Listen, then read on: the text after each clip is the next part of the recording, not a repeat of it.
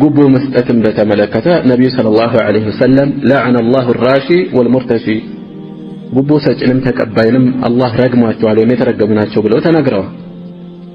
አስገዳጅ ሁኔታዎች በተለይ በሀገራችን እንደ ማህበረሰብ ማለት እንደ ማህበረሰብ ስል ድፍን ህዝብን ለመውቀስ ሳይሆን ሰፊውን ህዝብ የሚነካ የባህሪ ዝቅጠት የሥነ ምግባር ዝቅጠት ስለገጠመን በየዘርፉ እናገኘዋለን። ጉዳያችንን ማስፈጸም መብታችንን ማስከበር ማንችልበት ደረጃ እንደ ፈቃዱ ጋር መብራቱ፣ ስልኩ፣ ውሃው፣ የቤት ካርታው ምኑ ላይ ሐቃችንን በትክክለኛ መስመር ለማስከበር እስከማይቻል ደረጃ እንቅፋት ነው።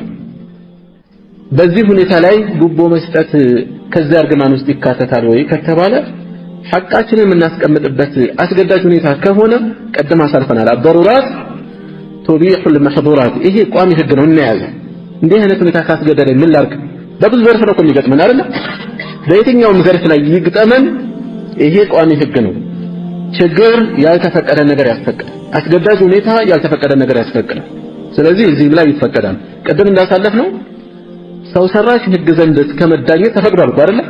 ላስገዳጅ ሁኔታ ሲሆን ይሄኛውም እንደዛ ይሆናል። ግን ሐቁ ያልሆነ ነገር ትርፍ ለማግኘት ዝም ብሎ ተራ ነገሮችን ለመወደድ ነገ ለሆነ ነገር ሊያስፈልገኝ ይችላል በሚል ضرورው በሌለበት ከሆነ እዚህ ውስጥ አይገባም። ضرورة አይደለም አይ ከضرورة ባለፈ ከሆነ አይፈቀድም።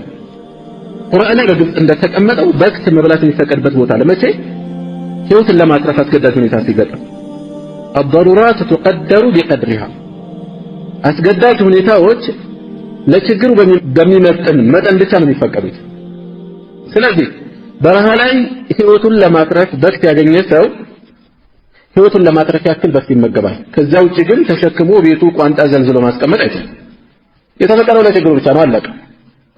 ልክ እንደዚሁ እዚህም ላይ ጉቦ መስጠቱ የሚፈቀድበት ሐል አለ ሲባል ለضرورة ብቻ ነው የተፈቀደ። ضروري ሁኔታ የለም አይፈቀድም። ግልጽ ነው አይደል? ضروري ሁኔታ ከሌለ አይፈቀድም።